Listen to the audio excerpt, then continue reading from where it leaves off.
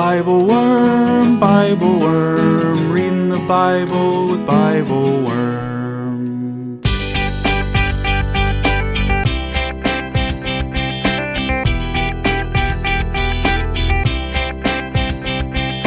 Welcome to BibleWorm, getting to the core of the biblical text.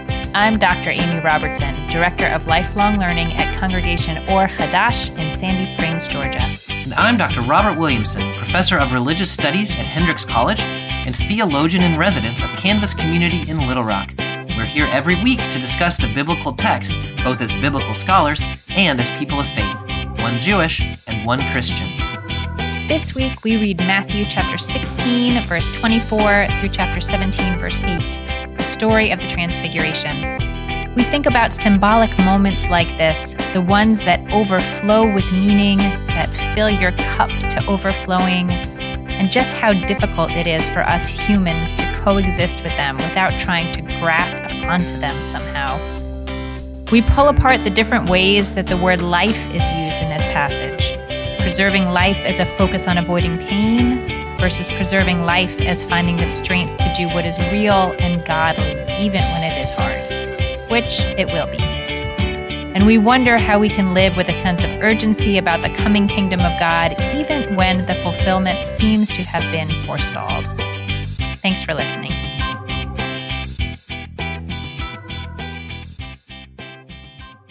Hello, Bobby.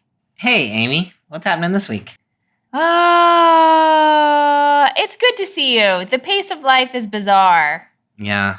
That's what I have to say about this week. Yeah. Life is a strange mixture of things, oddly You've paced. taken on a whole bunch of extra responsibilities in your congregation, haven't you? Well, the rabbi's on maternity leave, and we're a small community with a small staff. So I sort of yes, but a lot of it is sort of unofficial. It's just like All hands on deck kind of thing. I mean, your hands are the ones and like that are... people who would have had like pastoral meetings with the rabbi, maybe now they will call and have a meeting with me. But it's not like I'm officially doing that. It's just Right. And I'm just like answering questions for things that everyone's like, I don't know, like someone has to decide. Fine, Amy's deciding. I'm deciding. Nice. You're the decider. Yeah. Yeah. Congratulations. Mm-hmm. Well, it's a wonderful thing. I will say that I was able to take a family leave with both my kids and stay home for a semester and take care of them. And I am grateful for that time. And so for whatever it's worth, like making that possible for someone else is a wonderful mitzvah that you are doing. Oh, thank you. I actually think I reflect on your paternity leave often, Bobby, strangely. No, but how you said that the fact that you could take the full amount of time off that your partner had also taken off and like serially, like not at the same time. Yes. So you each had a period of time where you were the primary, you were the That's go-to. right. You were tracking everything. You knew how to take care of this child because you were to be the one like really in the trenches every day.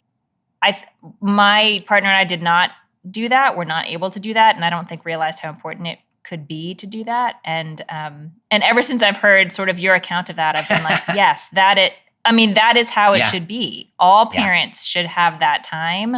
Yeah. Because it changes, it's not just for those months, like it changes the whole, how parenting responsibilities will fall for a long time, I think. I think that's right. Yeah. So I definitely encourage people if they have, I feel very privileged to have had that ability to do that in my context. But yeah, especially with our first kid, and I had no idea how to be a parent. You don't. No one does, right? Just suddenly, like when she was, I don't know, she was like 2 months old maybe, and my wife went back to work, and it was like, okay, well, here you go. Here we are. I know. And so We're I figured it out. Figure this out. Yeah, we've been tight. My daughter and I have been tight ever since, and so it worked really well. I love it. Well, we're reading a story today that we have read in other gospels also. I remember this story that I referred to as the Tide commercial story. That's so crass. God, Amy, what is wrong with you? Better known as the Transfiguration. Yes. It is in Matthew. Our reading actually starts in chapter 16, which I guess would be right before the Transfiguration. It is, right. 16, verse 24 through 17, verse 8. Yes. We have skipped a few chapters. We have. Since last time. Is there anything that you feel we need to know, either in broader context or immediate context, before we can dive into this reading? There's a couple things that are probably worth talking about. One of them is just the narrative lectionary skipped a whole chunk. I mean, we're moving really quick. You like to talk about, which I mean is true, about how we go by the gospel, through the gospels, like almost verse by verse. Yeah, I mean, comparatively to the Torah, which takes us like a week and a half. Yeah. But we've been, since we got finished with the Sermon on the Mount back in chapter 7, like we were in chapter 13 and now we're in chapter 16, 17, we've been moving. The narrative lectionary itself, like in the abstract, actually had a text in between in Matthew 14, in which we would get the stories of the feeding of the 5,000 and Jesus walking on the water and talking to the disciples. Because of the way, I guess that's the way that Christmas and Easter line up this year. They just didn't have enough Sundays to do that one. And so we're skipping over it in this cycle of the narrative lectionary. So Jesus has been doing a lot of things, including feeding the 5,000 and walking on the water. And it was worth going back and reading those.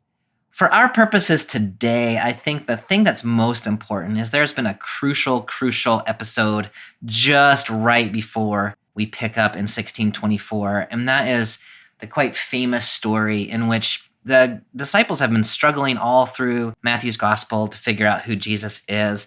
And finally, Jesus says to Peter, "Who do you say that I am?" And Peter says in 16:16, "You are the Christ, the Son of the living God." When that happens, so finally they named it. And then immediately Jesus starts to talk about how what that means is he's going to suffer and die at the hands of the authorities in Jerusalem. And Peter objects and says, "No, that's not going to happen to you." I mean, literally, that's what he says. "God forbid, Lord, this won't happen to you." And Jesus says, "You get behind me, Satan, because you're talking about things that could make me stumble. You're not thinking God's thoughts, but human thoughts." And so we've got this interesting moment. I mean, and that literally was verse 23, the verse before we pick up right here. And so in this moment where we're starting, they figured out who Jesus is. Jesus has said, "That means I'm going to suffer." Peter says, no, Messiah can't suffer. That can't happen to you. And so we've got this tension about we figured out who Jesus is, but we don't understand who Jesus is. And what's the role of suffering and messiahship? It's a complicated moment in the gospel where we pick up in 1624. Yeah, I'd say so. Yeah. Dietrich Bonhoeffer, who was a German theologian in the period of World War II and the Holocaust, who ultimately was executed by Hitler's regime. One of the things that he said about this text was, from the very beginning, the church has taken offense at the suffering of Christ, which is such an interesting idea. Like Peter representing the church, as soon as he figured out Jesus was the Messiah, the first thing he did was to say, "You can't suffer." And for Bonhoeffer, like that's the long story of the church is trying to figure out some other thing that following Jesus means other than suffering. And you would want to nuance that a little bit as you go, but I think Bonhoeffer was really onto something, this issue of suffering, which we've been talking about this whole season in Matthew anyway, is very much front and center right here. Yeah, it's a beautiful text right before the one that we're reading that I won't comment on, because then I think we could just do a whole podcast on that. But it's a very moving conversation, I think, between Jesus and Peter. I want you just to say a little bit. Can you just say a little bit? I mean, I empathize certainly with Peter wanting this like beloved, honored person and leader not to suffer and want to express that love by saying, we can protect you from suffering. We can make it our whole goal to protect you from suffering, and we can prevent it. And almost a way in which, Jesus as a human, that is tempting. Like that is the temptation That's the temptation of the devil, right? We can prevent suffering. And Jesus is so insistent immediately that we cannot talk about that precisely because it is tempting. Yes. And it's like we have to move, that's not the path we're on. And I don't know. I don't know what it says for my life or our lives, but it's I think it's a very moving conversation.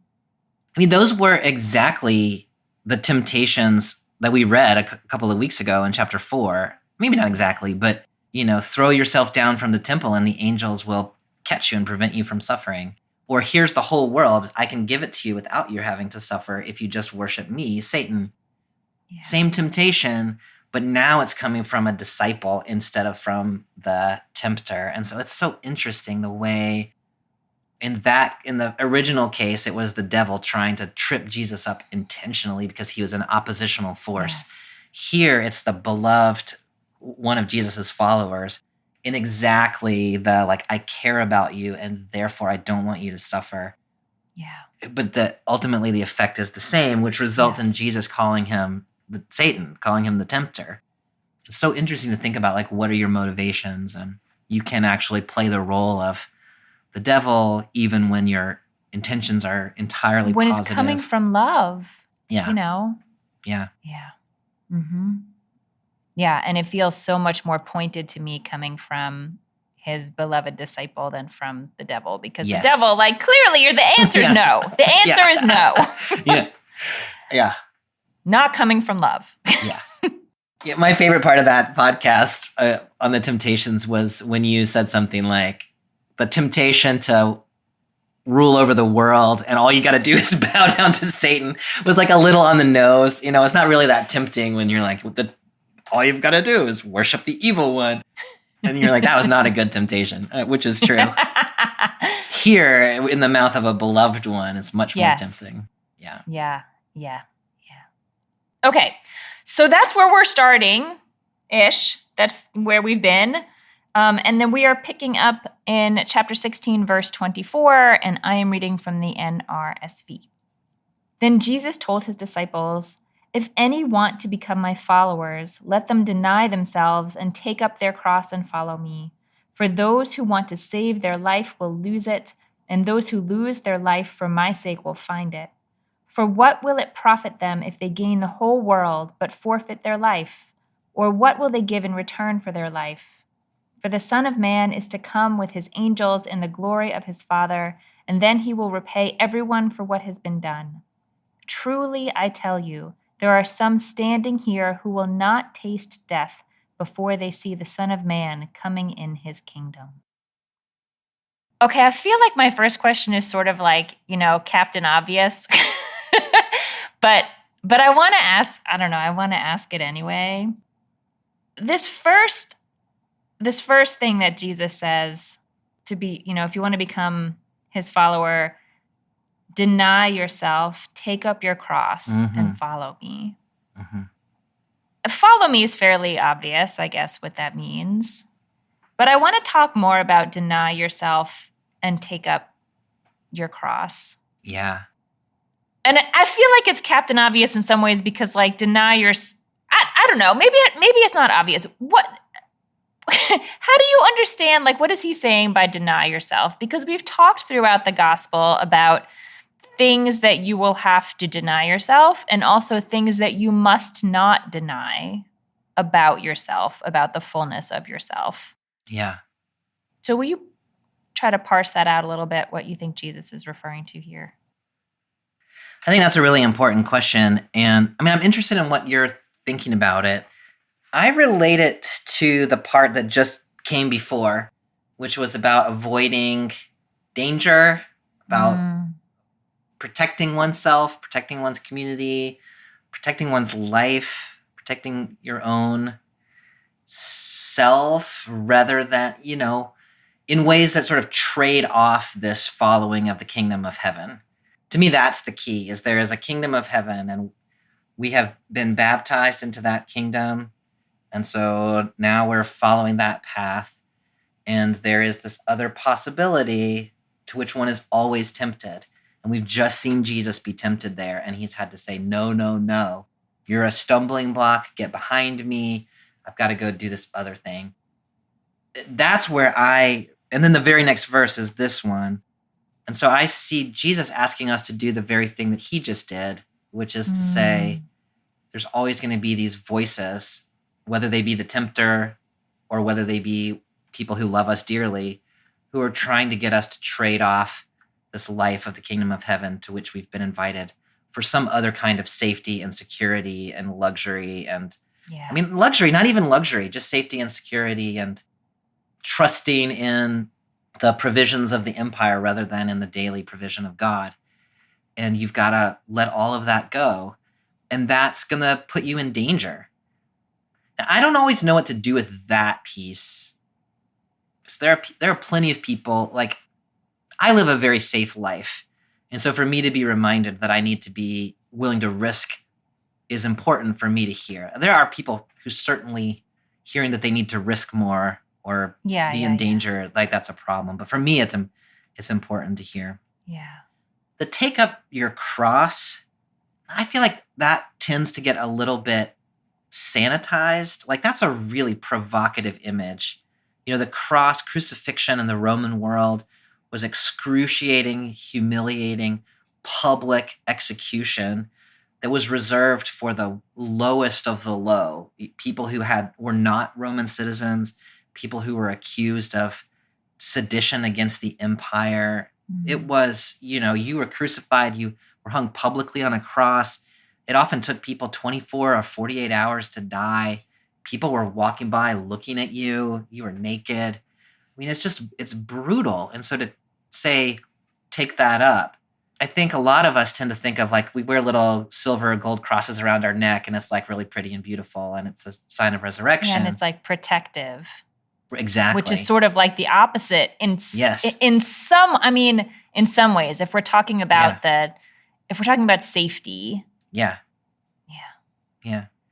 So the cross is going to become that after the resurrection. But what Jesus is talking about here is crucifixion.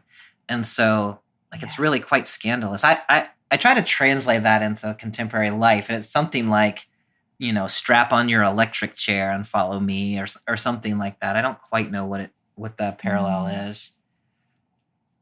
But it is something that one would not want to do for sure. Right. Yeah. What do you think about that idea of denying oneself and taking up the cross? I think what struck me is just there's the denial of sort of safety and security that can be given to you by the empire, safety of your body. Yeah. And security against imagined future harm to your body. But we have also talked about, what I've come to refer to as like the salt thing, the saltiness, don't give up your saltiness.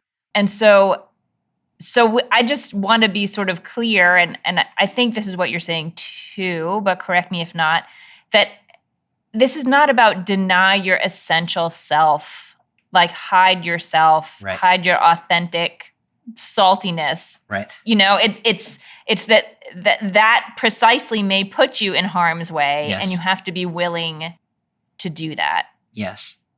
The Common English Bible translation is must say no to themselves. Yeah. Which to me clarifies that a little bit. So the saltiness is exactly living your life for the community, not for yourself. And so to say no to yourself means to live the life for the kingdom, which is exactly the saltiness that you're supposed to maintain. So I think that's right. Yeah. Say no to selfishness in order to live this beloved community, which makes you distinctive. Yeah. And part of what the community needs is for you to show up fully and authentically. Yes. Even if it's risky for you. Even if it's risky for you to do that. Yes. Yeah. So then when the text goes on to say this very famous and poetic line, those who want to save their life will lose it, and those who lose their life for my sake will find it. That's it. It's poetic and beautiful and also confusing to use the word life in these two different ways simultaneously.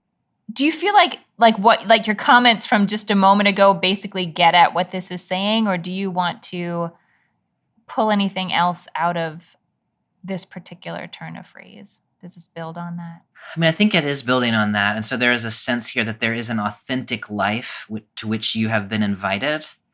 And then there is your own life, like your own self-referential life. And if you try to protect your own self-referential life, you will lose your capacity to participate with the community in this authentic life in the kingdom of heaven to which you have been invited. If you're willing to give up your own self-referential life, then you can participate in that true life, which is possible. But you've got to get past the barrier of protecting yourself in order to belong to the community, which is the expression of the kingdom of heaven. That's how I put it together. Does that answer the question? Yeah, I mean, I think it does, and I think that's how it lands with me too. And I love that the way you talked about it. Like this is, I think, another one of those places in Matthew where you could look at the time as now. We're talking about right now, and also we're talking about later. Yes. And so it's not only that being willing to deny yourself or say no to yourself now means that in the afterlife or at some future time, you'll be rewarded in like the, world to come or however we want to talk about it. It's also that here and now, it's like, what's the point right. of keeping yourself safe and secure if you're not really living in the way that God intends here and now on this earth? You're just preserving something. Right. No, there absolutely is this future sense, and you get it very clearly with the Son of Man coming with the angels to judge. I mean, this is the harvester metaphor that we were working on last time with the parable of the wheat and the weeds. There is that future moment, but I mean, you said it exactly right. Matthew is not thinking of the present world and the future world as being discontinuous. It is, you start living the afterlife now, or you start living in the way that the kingdom of heaven is constructed now. And then that at the judgment, that sort of transitions or becomes fulfilled in a different kind of way, but they're not distinct from each other. So the way you live now, you are already participating. And the way Matthew brings that in, or Jesus brings that in here, is then he will repay each one for what that person has done, which, I mean, sits a little awkwardly with a Presbyterian, because we believe that one is saved by God's grace regardless of what one has done. But here it's saying, by your deeds you will be repaid. And so I think that's another way of saying, like, if you start living in the kingdom now, you will live in the kingdom when it is fulfilled. But if you follow the ways of the world now, you're going to not be invited into the kingdom when it's fulfilled. And it very much is about, like, what are you going to do today? And it goes back to the Sermon on the Mount. And all of not a letter is going to disappear from the law and all of those things. Yeah. So I should tell our listeners that for better or for worse, you may really wish this had not happened. I saw the musical Hadestown over the weekend. Yeah. And I'm completely obsessed with it and have already texted Bobby many times about Hadestown between then and now. But if you have seen it, and so maybe this is resonant for you, but there are just so many really clear connections in my mind, like the story of someone who needs to fill their belly and, this people in the underworld that work to build the wall. Why do you build the wall? Because it keeps us free. Free from what? Free from poverty.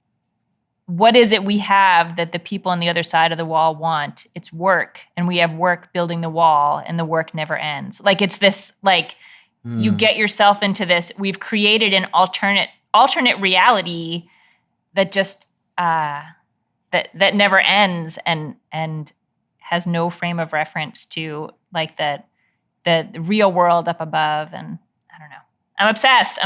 I won't. I love it. I haven't seen it, and so it's very hard to know how to process with you. I know. Like, when you talk about it, I think, oh yes, like that needs to be on my list. Yeah. Things don't come to Little Rock so much. It's not easy to see the musicals in Little Rock. Every once in a while, something will come through. Maybe once it's not in the big theaters, like I saw The Lion King a couple years ago. Okay. Okay. Good. We'll take The Lion King. It's good. That's It's good. That's good. This last little section here, the Son of Man is to come. Okay, no, this last verse. There are some standing here who will not taste death before they see the Son of Man coming in his kingdom. Do you understand that, like, primarily as what I always call the, like, put on your shoes line? Like, it's coming now, like now, right now. Yeah. Is that how is that how you understand it? Like, there's, I don't know, a time urgency here? I think so. I mean, that's a troubling line for some reasons, as I'm sure you can anticipate. Because, I mean, here we are 2,000 years later, and like, has that actually happened? I read it the way that you're suggesting, which, I mean, it's very similar to the axis at the root of the tree that we read from John the Baptist earlier. We've been talking about the arrival of the day of the Lord, the transition of the kingdoms for all the way through the Hebrew scriptures, and now there's an urgency. To me, that's exactly what it put on your shoes. I like that, you know, it's not that the kingdom of heaven is something you can put off until tomorrow. It's something that needs to be done today. And one of the challenges, I think, of being a Christian is living with that sense of urgency. Yeah.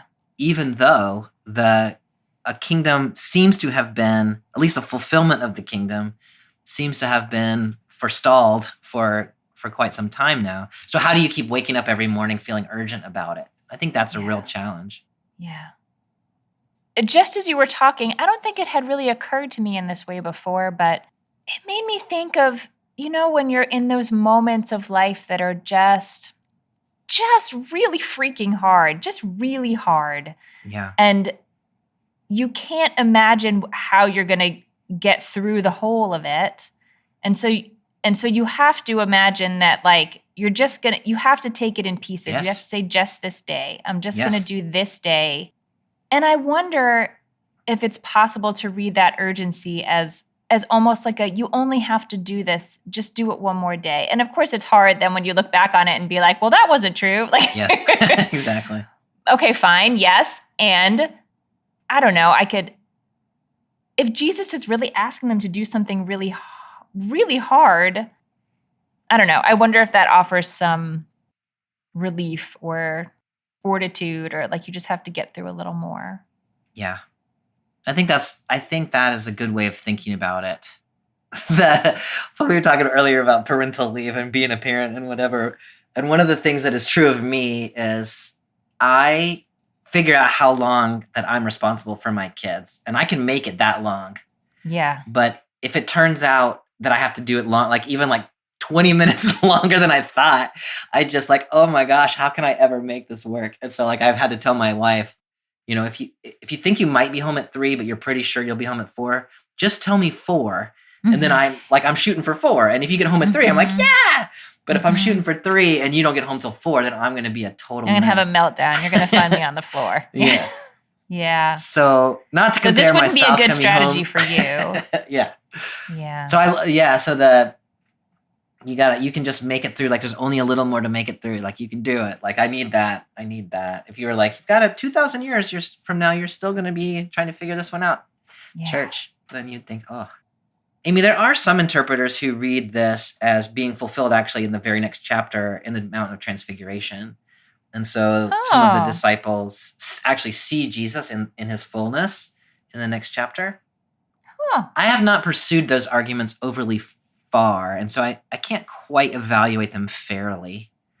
I tend to read them as like the first issue is like, wait, that didn't happen. You know, like here we are 2,000 years later. Some people, they did die, and we didn't see the Son of Man coming in his kingdom. So what did Matthew mean? And then you say like, oh, well, but we could read it this way. I tend to think it's sort of like explaining away something that's a problem instead of just letting the problem be the problem. But anyway, but some people do read it that way. Yeah, that's interesting and perplexing. I mean, it is true that Matthew's gospel was probably written, you know, it's usually dated to like 85 or 90 CE. And so the disciples were sort of dying at that point. Like Jesus had been dead for 50 years by the time that Matthew was written down. And so to say, like, Matthew knew full well by the time he wrote his gospel that Jesus didn't come back, you know, a week later. And so maybe he did mean something along those lines, or maybe he is encouraging a constant sense of urgency, like we were talking about before. Yeah. I like thinking about it as urgency because I think the other way that my mind goes automatically is sort of, and there's a way in which none of this matters because this game is about to end. Yes. And so I think that can be helpful in terms of thinking none of the ways of the world matter. Mm-hmm. But if it turns into nothing in this life matters, I think that for me sort of defeats the purpose of what I think this is actually trying to say, which is that it does matter how you live your life. It does matter. Yeah. This is not at all nihilistic. Yeah, it is the opposite of that. The time is short, and therefore everything you do matters. Yeah. Hello, fellow Bible worms. My name is Amy Marie Epp. I'm a pastor at Seattle Mennonite Church in Seattle, Washington. I support BibleWorm at the early worm level, $8 a month, and I consider that professional budget dollars very well spent.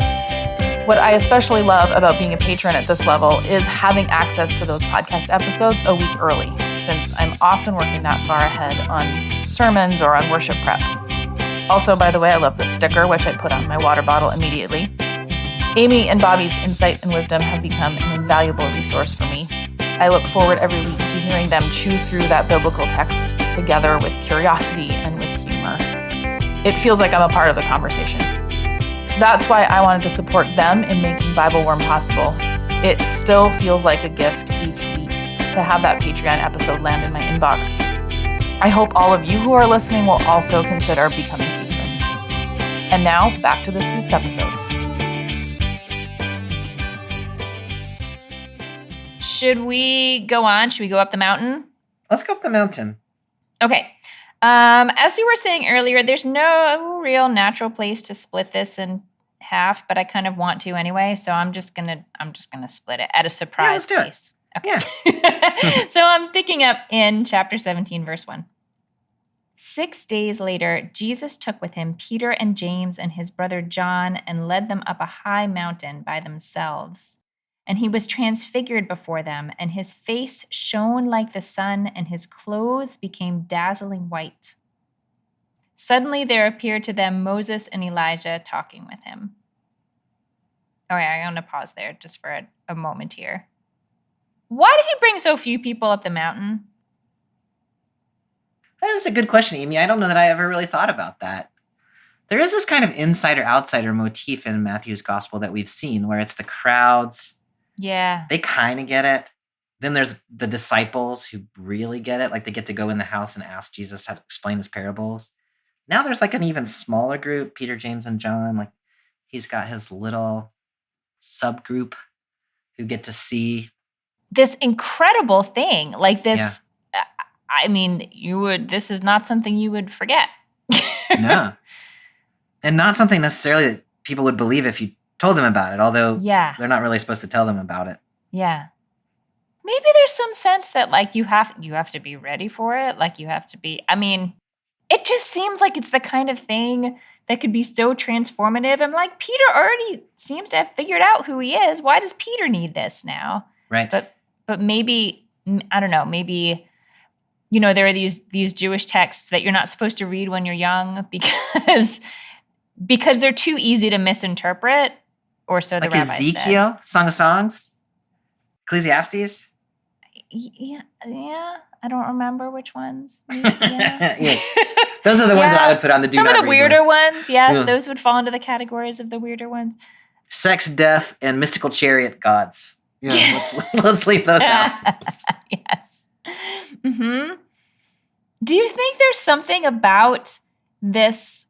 What they're seeing here, this transfiguration, that would, I don't know, could be misconstrued or that could go wrong if the wrong people saw it? Or am I barking up the wrong tree?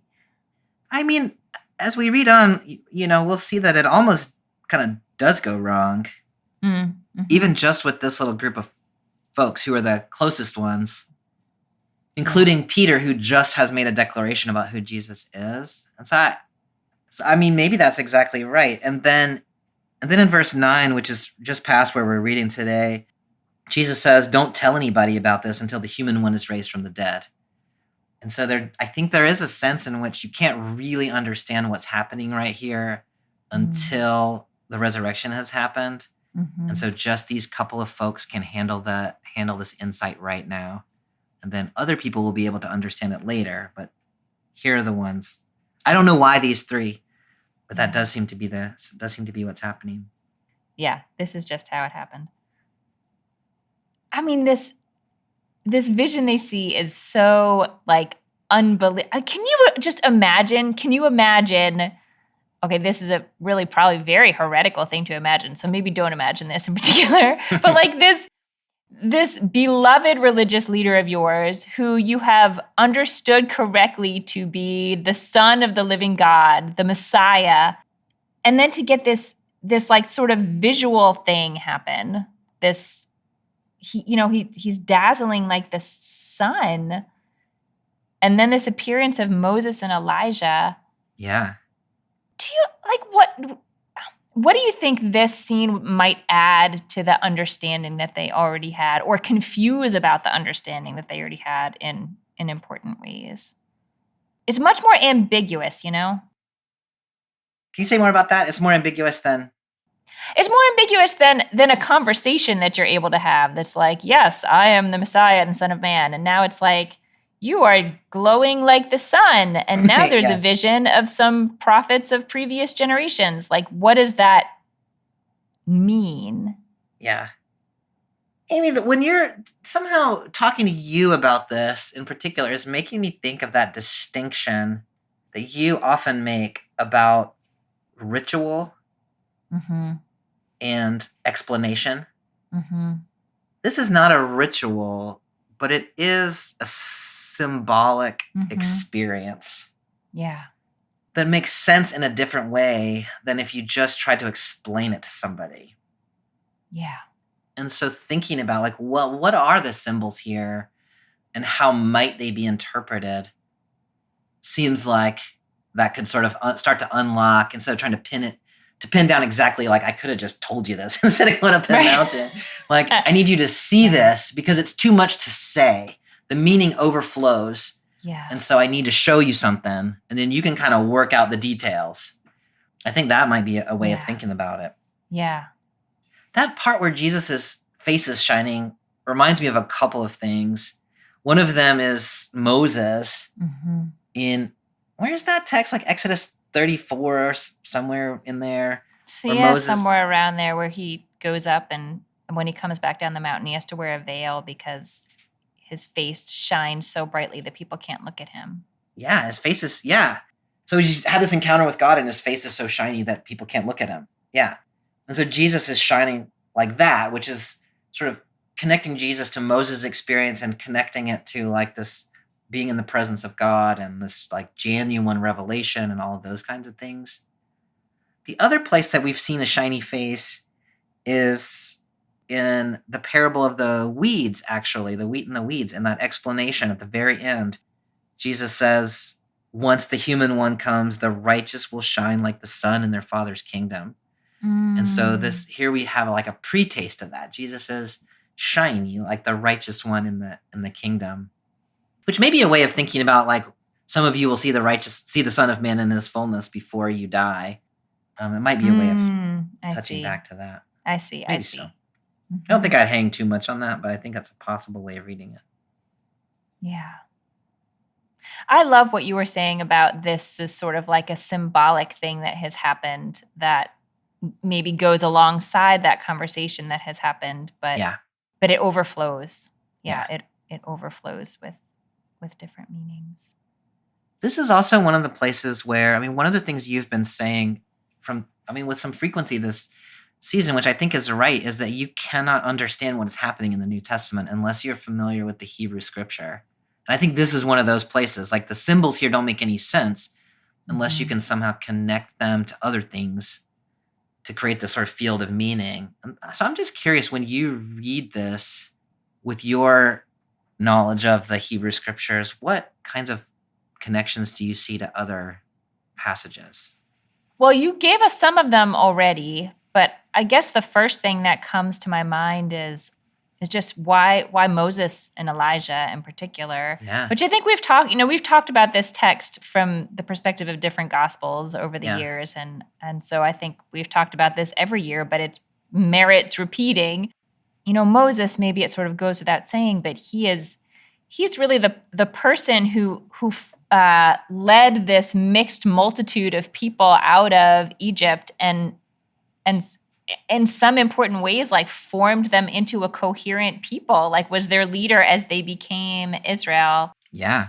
And is the intermediary between them and God in the time of that formation. And then Elijah, in some ways I think Elijah's like a funny guy to have there, but also not, because he's a prophet later who is probably most famed for how he didn't die, right? Exactly. But instead left the earth. And because his death is not narrated, there is a tradition in the Jewish community that he will come back and inaugurate the beginning of the Messianic era or the coming of the Messiah. I think we saw sort of a reference to him when we were reading the text about John the Baptist and Elijah's strange fashion sensibility. And so to be here on the mountain with Moses and Elijah seems like these are folks who mark the beginning of really profoundly new things in the community. Yes. And I think that's exactly right. And so Jesus is a third of those, marking an important transition, something new in the community. I think Moses representing Torah, Elijah representing prophets. Yes. Mm-hmm. And so Jesus is the fulfillment of the law and the prophets, which we've seen already in the Sermon on the Mount, but it's sort of a reinforcement of that idea that Jesus has not come to sort of triumph over or get rid of or negate Moses and Elijah, but they're up there on the mountain together and they're chatting. And so Jesus is fundamentally connected to what came before him in that kind of a way. The other thing that I've been thinking about, I don't know if this goes anywhere at all, but the other commonality, of course, is that all three of these have mountaintop experiences. And Moses' mountaintop experience is where he receives the Torah. Mm-hmm. Elijah's mountaintop experience, you and I did an episode on that. I think it was last season. And wherever that text is, 1 Kings 19 or somewhere around in there. And do you remember, I had never read that text this way, but what has happened is that Elijah's just had that famous encounter with the prophets of Baal, where God sends fire down and demonstrates that God is the true God and Baal is not. And then Elijah assassinates all the prophets of Baal in the Wadi Kidron, and then has to flee for his life. And you and I read that as God saying to Elijah, like up on the mountain, like, okay, Elijah, like you got a little carried away there. So now you need to like take a step back and put your mantle on Elisha. Yeah. So we're trying to make sense of Elijah's mountaintop experience here. And I mean, this is way out of the text. I mean, it's trying to play with the symbol of the mountain, but I have wondered if the temptation that Elijah faced was to use his power, his violence, in order to rid the world of what he viewed as a countervailing force of the prophets of Baal. And he got corrected about that on the mountaintop. And so Jesus encountering Elijah on yet another mountaintop may be reinforcing that idea that neither should Jesus use his power to get rid of the countervailing forces, but rather we've got this, the importance of the suffering, death, and resurrection. That's how that's going to get adjusted or changed or something. I don't know how far I want to push that, but I just can't stop thinking about that possibility. Bobby, it's making me think about my initial question, like why did you only bring these three guys up the mountain? And sort of like that, I don't know, the power of having an experience on the mountain like that and how it can go sideways. Like once you're sort of aware, like really sort of aware in your bones of that kind of power and having that sort of close encounter with it, unless you are really solidly grounded in Yes. something other than the forces of the everyday world, Yes. then you'll try to use the forces of the everyday world to, in some mixing up with that power, Yes. and it can go badly. Yeah. It can go badly. And Peter has just tried to do that in the previous chapter, Uh-huh. Yes. saying, you don't have to do this. We'll protect you. And so maybe Peter is there so he can have a sense that there is something bigger that is happening here. And so you've got to repress those instincts. I don't know if we're ready to go on yet, but it makes me laugh every time. I'm sure laughing is not the appropriate response. Do you hear what Peter's response to this whole situation? Can I just go on and finish this? We can go back and talk about the first part again if you want to. Yeah, let's do it. Okay, so I'm going to pick up in verse 4.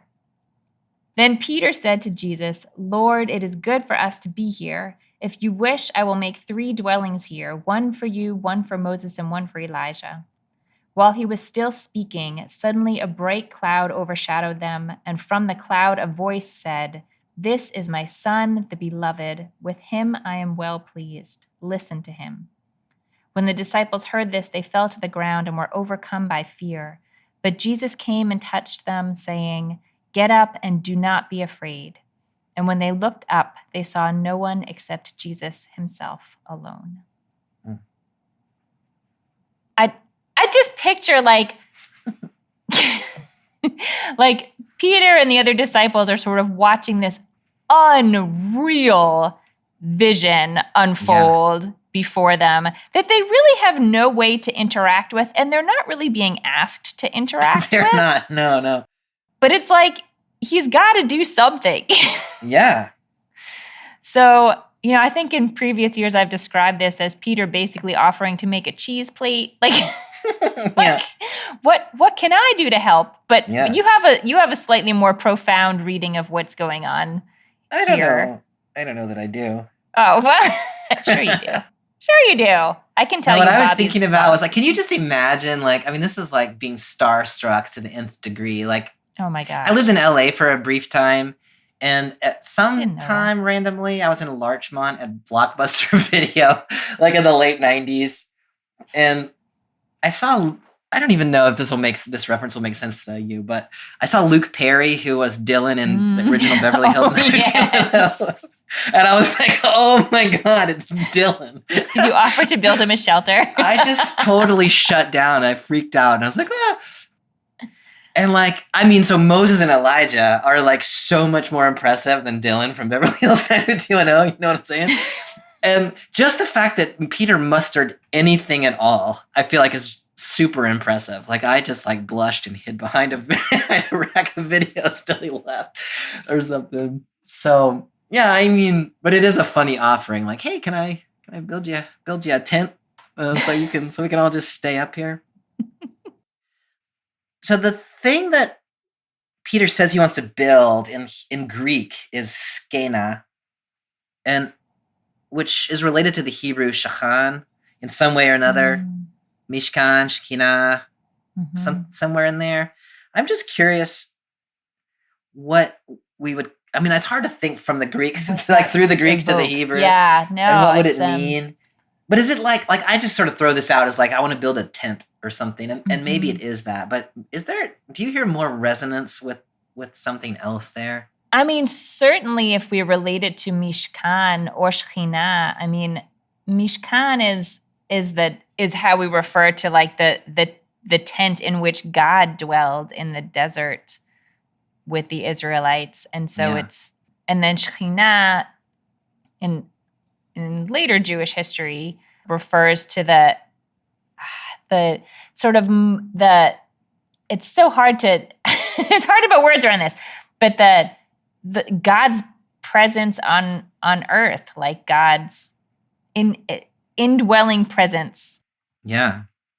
Yeah, here with us, earthlings.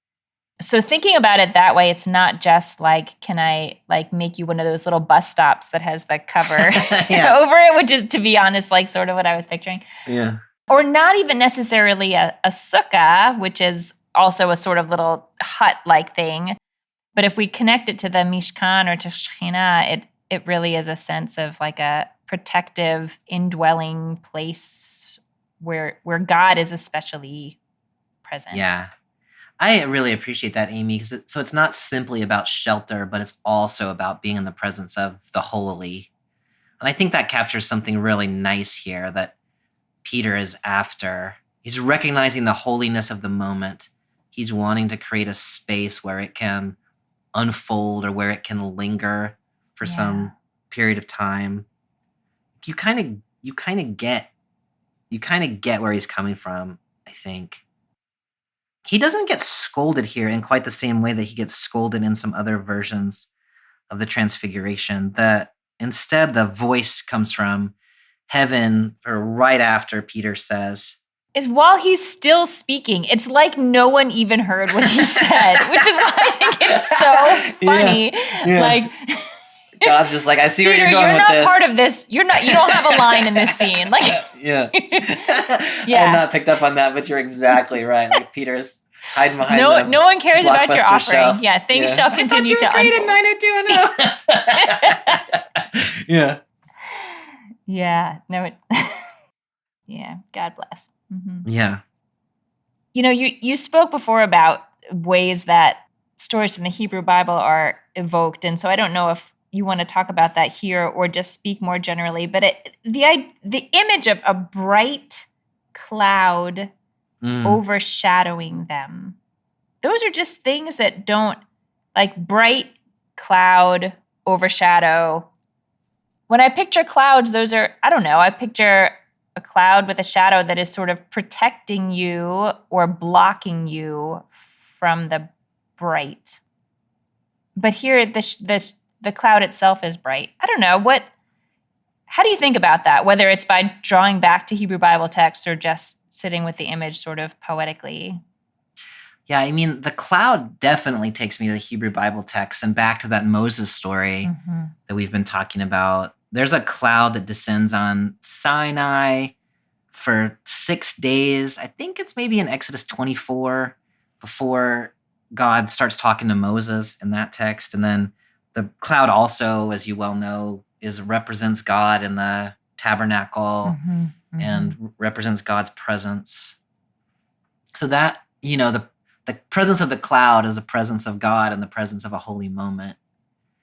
I had not really thought about the fact that it's a shiny cloud, which does not seem to be the case in the Hebrew scripture image. I think where I want to connect it is back to what I was talking about earlier about the shining of the righteous at the coming of the Son of Man, which is just to say that there's an image here in Matthew's gospel that the presence of God is really shiny. Like when you're in a holy moment, like things are just kind of shiny and bright. And so this cloud represents this kind of breaking of, or I don't know, breaking is not what I mean. The merging of the worlds, the future reality of God's presence has come fully into connection with the earthly realm at this one moment, this one place, and then they're going to separate again. That's kind of how I'm putting it together, but I'm curious what you see when you look at it. I like that a lot. And certainly it brings me back to the cloud as sort of a sign of God's presence in a place that comes up a bunch of times in the Hebrew Bible. I think I'm also just sitting with it sort of like poetically almost. Like if you think of, when the clouds show up in Exodus, it's like a cloud in the desert. So it's kind of good. Like, it is sheltering you from something. Yeah. It's changing the light and it's sheltering you from a thing that you could use a break from. Yeah. So a shiny cloud in that context would not exactly be what you're hoping for. Yeah, it's not. Here I almost picture like a cloud that's sheltering you from darkness. Or like sheltering you from something else because the situation is different. Okay, so even if it seemed as though maybe that the disciples don't have a speaking role here and they're just supposed to be witnessing this whole thing, God then speaks directly to them. Yes. Like, yeah. Like, is it the third wall, the fourth wall? Speaks through the fourth wall? Mhm. Yeah. Uh-huh. And says, "This is my son, the beloved. With him I am well pleased. Listen to him." I'm kind of taken by the fact that it says they're overcome by fear, but now that I read that, is there something about that particular line that God says? Is there anything that you want to? I guess I was sort of like not surprised by it because I think we've encountered it before, but Yeah. I mean, there's a couple of things that have stood out to me about that. The CEB translation, by the way, reads fear as filled with awe, which we talk about from time to time. I was gonna ask. Yes, is Yeah. it fear? Is that fear awe? Fear and trembling, that sort of fear, Yeah. which is the appropriate response when you have been Yes. spoken to by a heavenly voice. Yes. The other thing that you notice about that is, "This is my son whom I dearly loved. I am very pleased with him," as the CEB has it, is exactly what the heavenly voice said to Jesus at his baptism back in chapter 3. And so you've got that connection of that moment where the heavens opened up, and now you've got this moment where the heavens merge for a moment with the earthly kingdom. And that repetition, "This is my son." So now we know who Jesus is. I wonder if there's something different, thinking about this awe, there's something different about Peter sort of grappling after "You are the Messiah," in the last chapter, and God's voice saying, "That is my son." And so not only like fear and trembling at the presence of God, but now also fear and trembling in the presence of Jesus, because now we understand. Now we understand fully without any qualifications. Yeah. We've got the references to know that what we thought was true.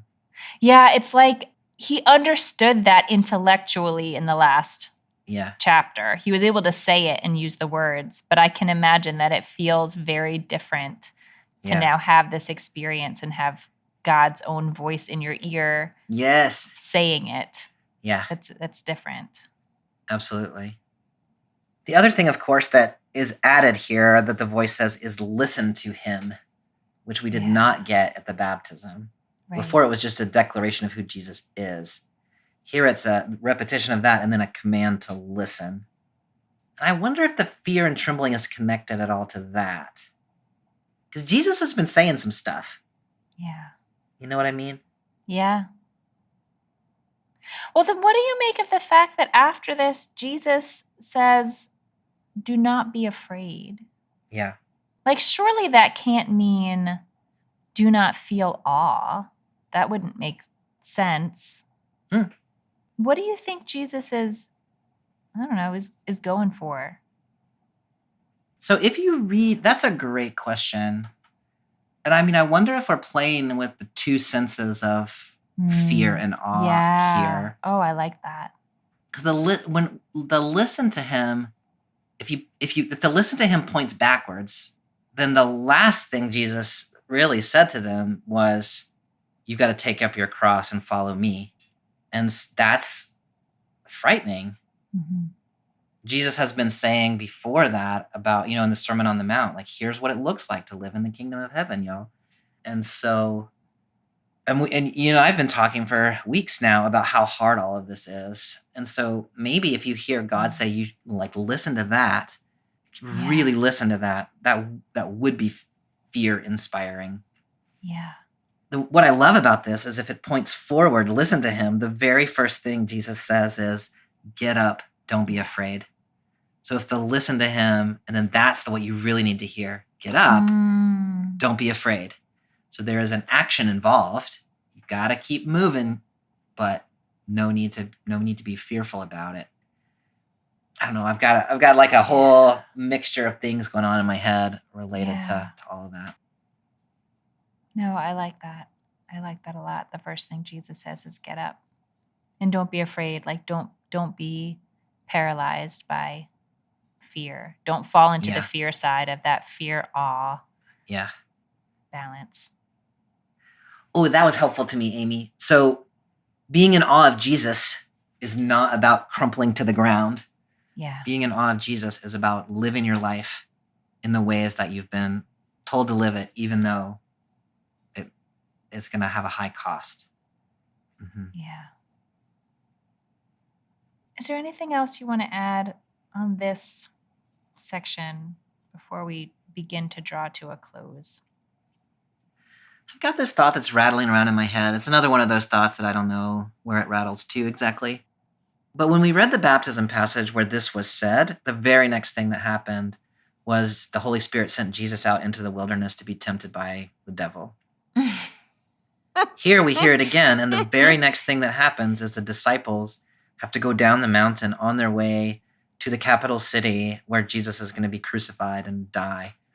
And so that, like, this is my son, the beloved, leads to these sort of moments of intense struggle and temptation immediately each time. First time it was, both times it's Jesus, but now the disciples have been kind of pulled in there as well. Yeah. And so the don't be afraid is like, we're getting ready to go through some stuff, y'all. The last time God said this to me, I was in the wilderness 40 days. This time, I've just told you about suffering, crucifixion, and resurrection. And so this is sort of the belovedness and preparation for the struggle. Yeah. No, and I remember the last time we read it, obviously was maybe not obviously that those two stories were divided between 2 different weeks. And so we ended the first one really talking about reveling in God's delight with his son, and just how beautiful it was to sit in this like light-filled moment. And then the next sentence is like, then God said to, and I was like, what? What happened? Yeah. What kind of love is that? Like, Yeah. Yeah. Yeah. Well, as you hold all of these different things together, this time around, this year in this gospel, what are you thinking about? The way this passage is resonating with me today is as a Christian who is a member of a mainline Protestant denomination that has experienced a long period of prosperity and privilege in the U.S., and that seems to be coming to an end, or maybe has ended, which creates a lot of fearfulness among people like me. And this passage, in a sense, is very encouraging to me, inspiring to me in that context, because, there are all kinds of ways of losing one's life. One of the ways of losing one's life is to lose your institutional life and to cease to exist in the way that you have come to think you should exist. And this passage to me is resonating as, don't cling to your life. That is, don't cling to the reality that you thought was so important to you about having a particular status, particular importance, a particular cultural significance. You can't hang on to that, but live the gospel. Listen to Jesus in all the ways that we've been talking about for the last 6 or 8 weeks or whatever it's been now. The things that I keep saying, you got to live it. You can't just say it. When you do that, there's going to be a cost to it. And it is entirely possible that maybe not you in our context, but that your institution, your community is going to lose the life to which it has been accustomed. And that is absolutely faithful to the gospel. Live out these radical ideas. Live life in community. Live life for the widow, the orphan, and the stranger. And it might cost you. You might shrink. Your denomination might die. But that's not ours to worry about. Our thing to worry about is following Jesus, following this way. Taking up our cross, I think in that context, means holding on to the possibility that this way of life might be the end of us, and then trusting that there is more on the other side. So this line, don't be afraid, get up, to me is like you can't be paralyzed in fear about what's coming next. You got to get up and do the next thing, and tomorrow's worry will worry for itself, right? That passage that we read a couple of weeks ago, just stop being so fearful, get up and embrace the possibility that this radical life might actually lead to institutional demise. And that might not be the worst thing that's ever happened. That is so hard. Yeah, humans don't like that, Bobby. I will also acknowledge that I say this as someone whose livelihood does not come from the institutional church, which makes it much easier to say things like that. Which is why it's really important that we talk all the time about people who are a little bit on the outside of the, power center. Sounds a little malicious in a way that I absolutely don't mean it in this case, but it's important that there are people whose livelihood does not depend on it, who are really invested in the well-being of the church writ large, whose voices are in the mix there. Yeah, that's exactly right. Yeah. Where's this passage landing with you this week? It's landing in a little bit of like a fuzzy, dreamy space, which is, you were talking before about how what the disciples experience on the mountain is both sort of confirming of, I guess, what they understood to be happening, but also so overflowing with meaning and just like truer than true and bigger than big. And I don't think one could really articulate what does it mean that this happened and what should we do? Like what does this mean from, you can't just like write a mission statement or an essay you can't write a strategic plan based on this experience. And it's so tempting when one has a big, I've never been up on the mountain and seen someone transfigured, but like, any kind of moment of real sense of connection or clarity in one's relationship to God, it's hard to hold on to for precisely that reason. Like I'm a human who works in the realm of language and logic, and I want to know what to do with things and what it means, or I want to build the shelter and make it last forever. Yes. Like we're gonna stay in this forever. But to be able to take it as like a really filling your cup to overflowing for whatever the next thing is, which I have a friend who says, like, when I say that my divine signs are not clear enough, she's like, oh, you don't want the clear ones because that means something real bad's gonna happen. You don't want them to be that clear. Yeah. I don't know. I feel very aware reading this text that I always want these moments of clarity to have like and now what do I do? Like, what do I do with it? What's the next thing that I do? And sometimes there's not that sort of immediate thing. You just have to hold on to it. Like a different reality has opened up before you. Yeah. And what you have to do is remember that it's there, is remember it. And it's going to be easy to forget because it doesn't make any sense in the daily world that you live in. But you just have to like hold on to that crazy, visceral memory that is crazy and true. Yeah. No, I really love that, Amy. That I'm also as somebody who's always trying to interpret things, and you have helped me resonate with that image of Peter trying to interpret what's happening to him and God just talking straight over him. I love that idea. And so maybe sometimes you just got to keep your mouth shut, Williamson, and let the experience be what it is. I love that. Bobby, next time we are reading Matthew chapter 18, verses 15 to 35. Yes. And in between there, we've got a special episode for Ash Wednesday, which will be the first part of Matthew chapter 18.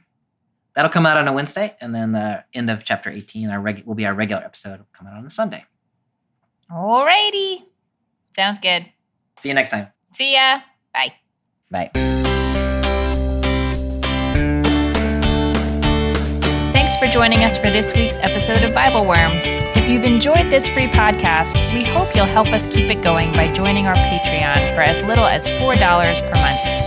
You can also sign up for other goodies like early access, video lectures, weekly liturgies, and more.